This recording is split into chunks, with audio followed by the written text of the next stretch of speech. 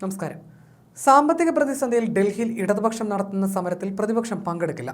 സമരത്തിൽ പങ്കെടുക്കണമെന്ന മുഖ്യമന്ത്രി പിണറായി വിജയന്റെ ആവശ്യം UDF തള്ളുമെന്ന് 2 ദിവസം മുമ്പ് തന്നെ മറുനാടൻ റിപ്പോർട്ട് ചെയ്തിരുന്നു. ഇന്ന് UDF നേതാക്കളുടെ യോഗം ഓൺലൈനിൽ നടന്നു. ഇതിലാണ് ധാരണയുണ്ടായത്. കേരളത്തിന്റെ സാമ്പത്തിക പ്രതിസന്ധിക്ക് സംസ്ഥാന സർക്കാരിന്റെ ധൂർത്തും കാരണമാണ്. ഇങ്ങനെ ധൂർത്തും നടത്തുന്നവർക്ക് കേന്ദ്ര സർക്കാരിനെതിരെ സമരം ചെയ്യാൻ ധാർമ്മികതയില്ലെന്നാണ് UDF നേതാക്കൾക്കിടയിലെ വിലയിരുത്തൽ. ഈ സാഹചര്യത്തിൽ ഡൽഹി സമരത്തിൽ UDF പങ്കെടുക്കില്ല. സർക്കാരുമായി യോജിച്ച് കേന്ദ്രത്തിനെതിരെ സമരം ചെയ്യേണ്ട സാഹചര്യം നിലവിലില്ല. കോൺഗ്രസും മുസ്ലിം ലീഗും ഈ നിലപാടിലാണ്. കൊച്ചിയിലെത്തിയ പ്രധാനമന്ത്രി നരേന്ദ്രമോദിയെ പിണറായി പുകഴ്ത്തിയിരുന്നു. പ്രധാനമന്ത്രിയെ സ്വീകരിക്കാനും യാത്ര അയക്കാനും മുഖ്യമന്ത്രി പോയി. കൊച്ചിയിലെ ചടങ്ങിലും കേന്ദ്ര അവഗണന ചർച്ചയാക്കിയില്ല. ഈ സാഹചര്യത്തിൽ കൂടിയാണ് UDF തീരുമാനം. കേരളത്തിന്റെ എല്ലാ പ്രശ്നങ്ങൾക്കും കാരണം കേന്ദ്ര സർക്കാരല്ലെന്നും ചില പ്രശ്നങ്ങൾക്ക് മാത്രമാണ് കേന്ദ്ര സർക്കാർ കാരണക്കാരെന്നും VD സതീശൻ നേരത്തെ തന്നെ മറുപടി നൽകിയിരുന്നു.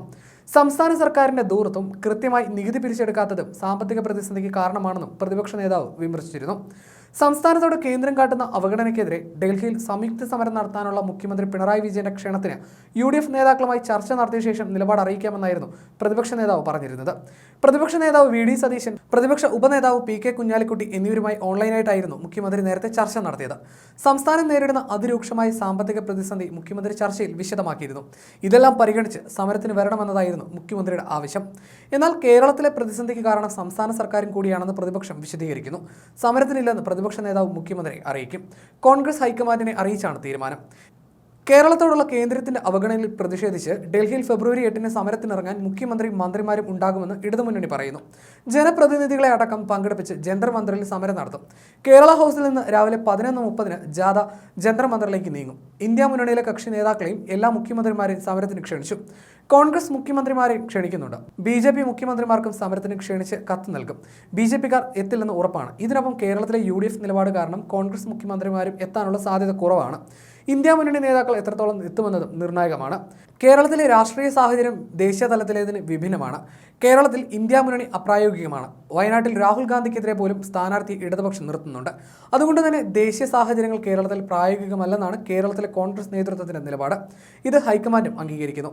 കേരളത്തിലെ പ്രശ്നങ്ങളിൽ മുഖ്യമന്ത്രി പറഞ്ഞ ചില കാര്യങ്ങളിൽ പ്രതിപക്ഷത്തിന് യോജിപ്പുണ്ടെങ്കിലും എല്ലാ ധനപ്രതിസന്ധിക്കും കാരണം കേന്ദ്ര അവഗണനയാണെന്ന വിശദീകരണത്തോട് യോജിക്കാനാവില്ല എന്നതാണ് കോൺഗ്രസ് നിലപാട്.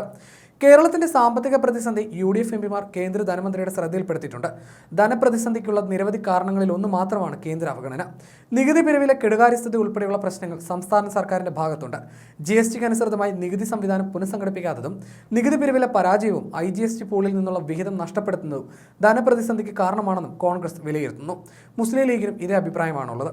കേന്ദ്ര സർക്കാരിനെതിരെ അതിശക്തമായ പ്രക്ഷോഭമാണ് ഇടതുപക്ഷം പദ്ധതിയിടുന്നത്. ഇതിലേക്ക് UDFനെ കൂടി കൊണ്ടുവന്ന് എല്ലാ പ്രശ്നങ്ങൾക്കും കാരണം കേന്ദ്രമാണെന്ന് വരുത്താനാണ് CPM ശ്രമം. ഇതുകൂടി മനസ്സിലാക്കിയാണ് കോൺഗ്രസ് സമരത്തിനില്ലെന്ന നിലപാടെടുക്കുന്നത്.